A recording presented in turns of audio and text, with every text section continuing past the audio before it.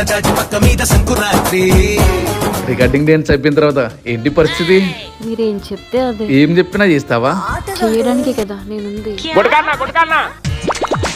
మీరు చిలకలు రిపీట్. అన్నా నువ్వు జగనానికి 2 సమస్యలు ఉన్నాయని చెప్పావంట. రెండేంట్రా, 39 కేసులు, అదొక సమస్య. తల్లితో ఒక సమస్య, చెల్లితో ఒక సమస్య.